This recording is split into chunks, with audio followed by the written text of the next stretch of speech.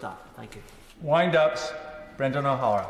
Thank you, Mr Deputy Speaker. May I begin by thanking the Backbench Business Committee and the Honourable Member for Brighton Pavilion for securing this debate and for everyone who has taken part in it this afternoon.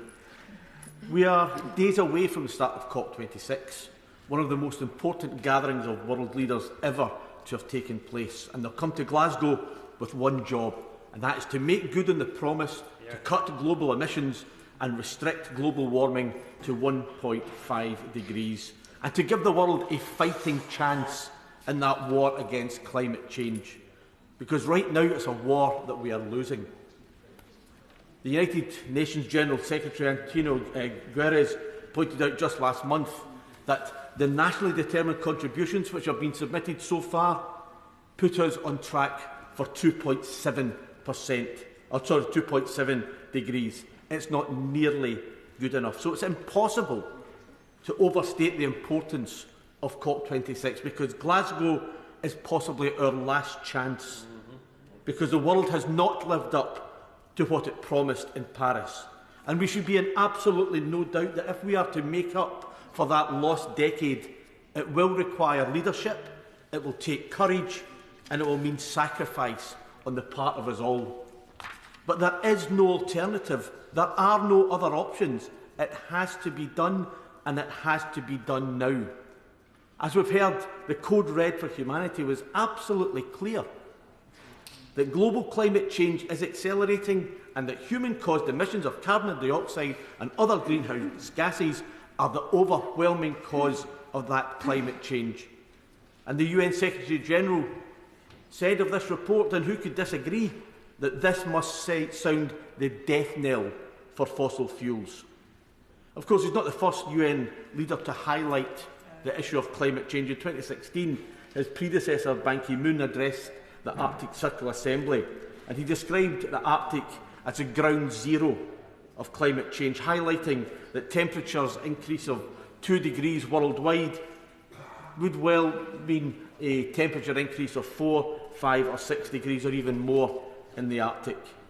Last week I attended the most recent Arctic Circle Assembly in Reykjavik, and not surprisingly, the alarming rate of climate change experienced in the Arctic and the effects of it will have there, here and across the world were high on the agenda, with scientists confirming that if just 20% of the Greenlandic ice sheet melts, global seas will rise 2 metres. And earlier this week I attended yet another excellent meeting of the APPG on polar regions, at which UK and US scientists working on the colossal Thwaites Glacier in Antarctica spoke in detail of the evidence they have of Thwaites Glacier melting and the billions of tonnes of ice that fall into the ocean every single year, with the inevitable sea rise that will follow.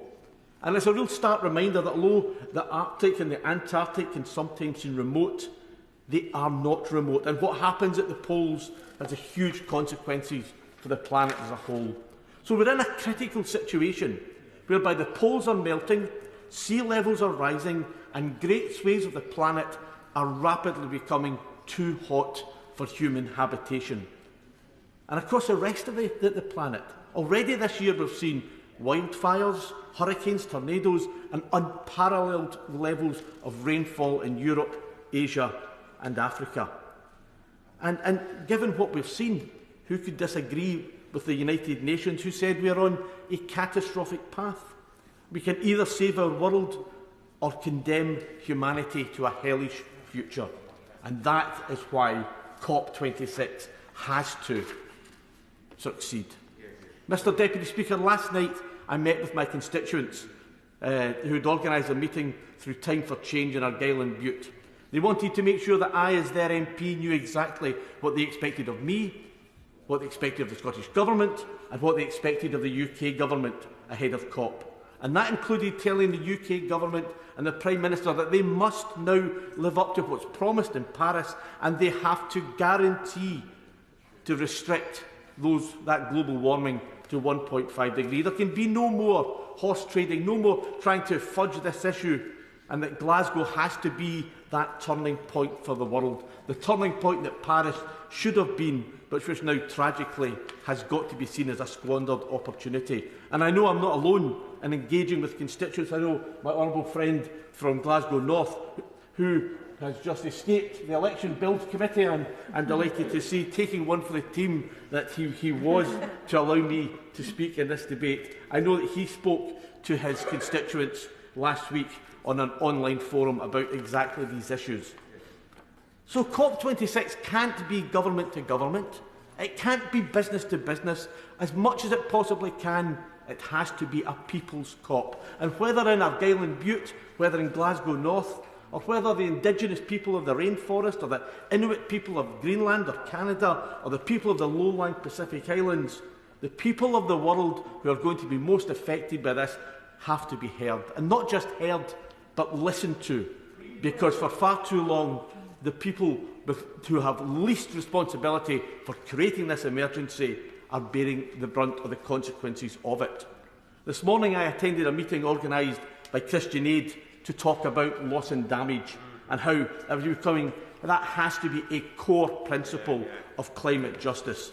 And we were joined from people by Bangladesh and Nigeria, who spoke exactly on that. How the global north has created a problem which the global south is now having to live with every single day. And between them, historically, and I think it's important that we think in historic terms, the global north, UK, Canada, Russia, United States, has produced 50% of the world's harmful emissions.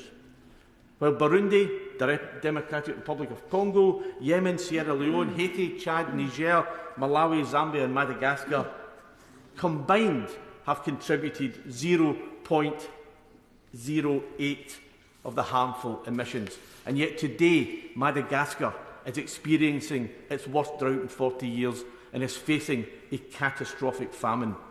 It's a major problem for the global south, and we, as the global north, have to take responsibility for it.